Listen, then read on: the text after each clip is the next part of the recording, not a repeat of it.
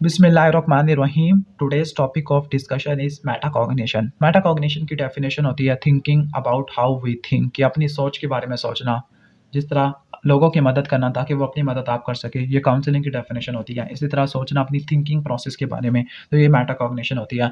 Metacognition को easy कर देते हैं कि मेटाकॉग्निशन में मतलब होता है कि आपको अपनी थॉट्स के बारे में इल्म होता है। फॉर एग्जांपल कुछ स्टूडेंट को वीडियो लेक्चर सुनने की आदत होती है क्योंकि उनको पता है कि वीडियो लेक्चर्स देने के से उनकी तैयारी हो जाएगी। कुछ स्टूडेंट को किताब से पढ़ने की आदत होती है, कुछ स्टूडेंट को टीचर्स के लेक्चर सुनने की आदत होती है, कुछ स्टूडेंट को ऑडियो लेक्चर सुनने की आदत होती है, क्योंकि इनको पता है कि इनकी तैयारी इन्हीं चीज़ों से होने वाली है।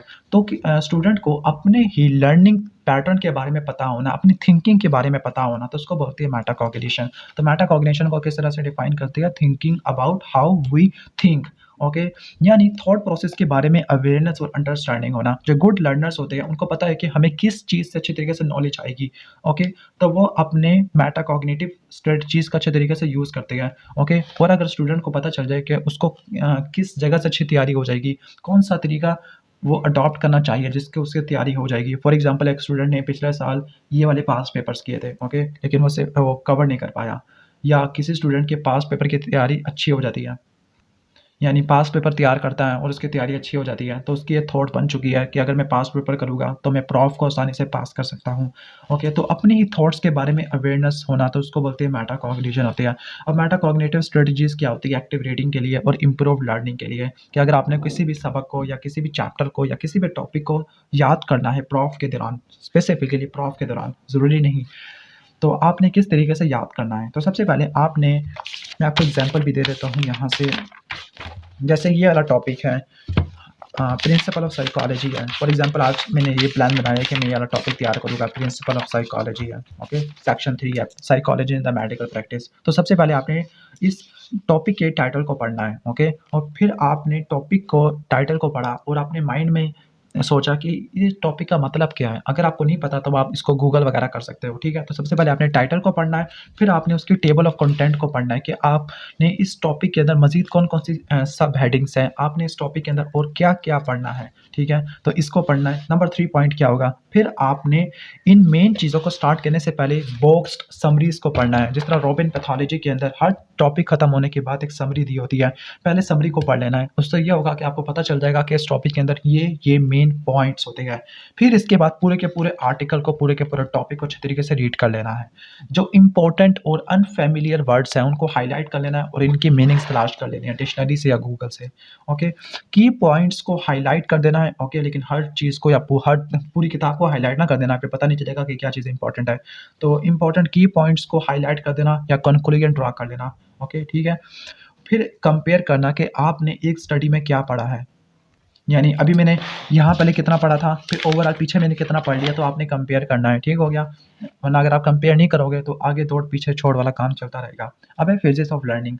अब लर्निंग के 3 फेजेस होते हैं। पहला है प्लानिंग, दूसरा मॉनिटरिंग और तीसरा इवैल्यूएशन। बिल्कुल वैसे ही है कि आपने सबसे पहले आपने प्रेप्स का टाइम टेबल बनाया कि आज मैंने क्या पढ़ना है, ठीक है। तो क्या पढ़ना है, तो ये प्लानिंग होती है कि पूरा प्लान बनाना, स्केड्यूल बनाना, तो ये प्लानिंग है। क्या याद करना है। फिर इसके बाद मॉनिटरिंग फेज है कि मैं कर रहा हूँ जो मैंने अपने ज़िम्मे लगाया हुआ था काम। और इवैल्यूएटिंग फेज में जो मैंने अपने ज़िम्मे लगाया था, क्या मैंने वो पढ़ लिया है, तो ये इवैल्यूएटिंग फेज है जिसके अंदर हम अपने आप को इवैल्यूएट करते गए। तो पहला प्लानिंग फेज के अंदर जो लर्नर होता है, कोई स्टूडेंट होता है, वो ये तैयारी करता है कि उसने क्या चीज़ को याद करना है, ठीक है।